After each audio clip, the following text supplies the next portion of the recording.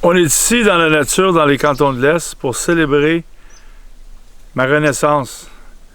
2 ans et demi de voyage entrepreneurial. Comme je dis à plusieurs amis, je suis allé en enfer et je suis revenu. J'aurais jamais pensé que devenir entrepreneur, c'était aussi difficile. Quand je me suis lancé en avril 2017, c'était plus grand que moi. C'était quelque chose que je portais depuis de nombreuses années. Et j'ai sauté en bas de la montagne. J'ai lu à un moment donné qu'un entrepreneur, c'est quelqu'un qui saute en bas de la montagne et qui construit l'avion en cours de route. C'est ce que j'ai fait.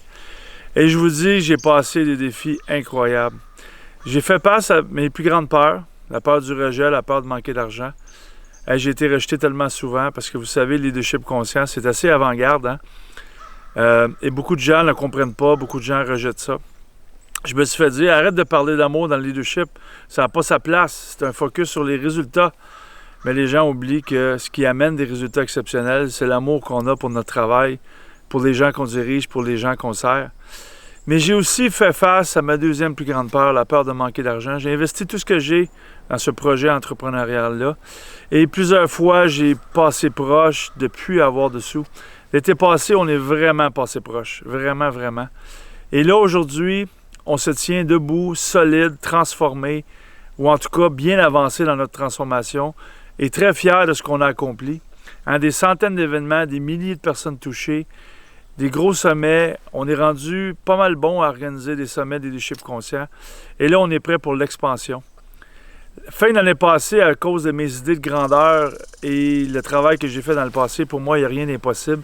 Je m'en allais en expansion mondiale à Londres, à Paris.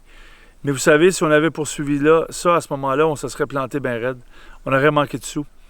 Et là, ce que ça nous a permis de prendre le temps, justement, c'est de créer une fondation solide, de développer notre expertise. Et là, on se sent vraiment solide. On est actif à Montréal, Québec, Gatineau. Et là, je l'envisage l'année prochaine en Europe, probablement à Lyon, peut-être à Londres aussi. Donc, vraiment fier, vraiment aussi, vraiment plein de gratitude dans cet endroit-là paradisiaque, comme mon ami François m'a prêté son chalet pour 2 jours avec Damien. Donc, on est ici pour se ressourcer, puis aussi pour se laisser inspirer par la vie, faire un peu un exercice de vision pour les 3 à 5 prochaines années. Qu'est-ce que la vie veut créer à travers nous? Donc, vraiment, là, rempli de gratitude et aussi beaucoup d'amour pour tous les gens près de moi, mes amis d'âme, ma famille qui m'a appuyé depuis 2 ans et demi. Et aussi, vous autres, tous les gens de la communauté internationale des leaders conscients qui suivent le mouvement, qui nous envoient des coucous, qui nous donnent des gratitudes une fois de temps en temps, qui nous démontrent l'amour par différentes façons et surtout qui participent à nos événements et qui joignent le mouvement. Je vous aime.